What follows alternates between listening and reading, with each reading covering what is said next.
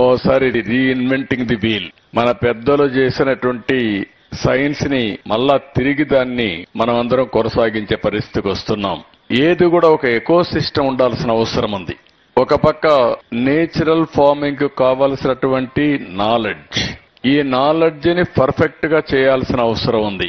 అక్కడక్కడ piece mill గా ఉంది, కొంతమందికి అనుభవాలు ఉన్నాయి.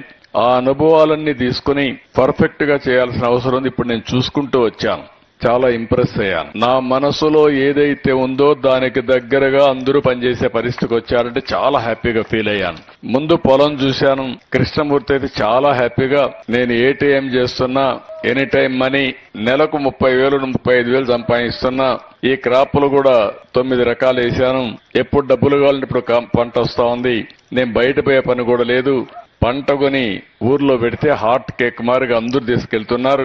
నాకు డబ్బుల కంటే మా ఊర్లో అందరి ఆరోగ్యం కోసం ఈ పంట ఇస్తున్నారంటే చాలా హ్యాపీగా ఉందని సోషల్ కాస్ట్ తో మనిషి ఇన్వాల్వ్ అయ్యాడు. వాళ్ళ కుటుంబం అంతా పనిచేస్తున్నారు. అక్కడి నుంచి వరుసగా చూసుకుంటూ వచ్చాను. ఒక్కొక్కరు ఒక్కొక్క అనుభవం. ఇప్పుడే ఒక చెల్లెమ్మ మాట్లాడింది. టీటీడీకి బెల్లం సప్లై చేస్తూ 6-7 లక్షల రూపాయలు సంపాదించే పరిస్థితికి వచ్చారు 3 ఎకరాల్లో. కొంతమంది ఇప్పుడే ఒక లెక్చరర్ గా పనిచేసి ఉద్యోగం ఉన్నప్పుడు అంత ఆనందపడ్డాడో లేదో గాని ఈరోజు వ్యవసాయం చేసి దానికంటే ఆనందం ఎక్కువ పడే పరిస్థితికి వచ్చాడు. ఆ హ్యాపీనెస్ అక్కడ కనపడొస్తుంది. ఇలాంటివి డిఫరెంట్ స్టోరీస్ వచ్చాయి. అక్కడ నేను చూసిన తర్వాత డిపార్ట్మెంట్ ని నేను మనస్ఫూర్తిగా అభినందిస్తున్నా.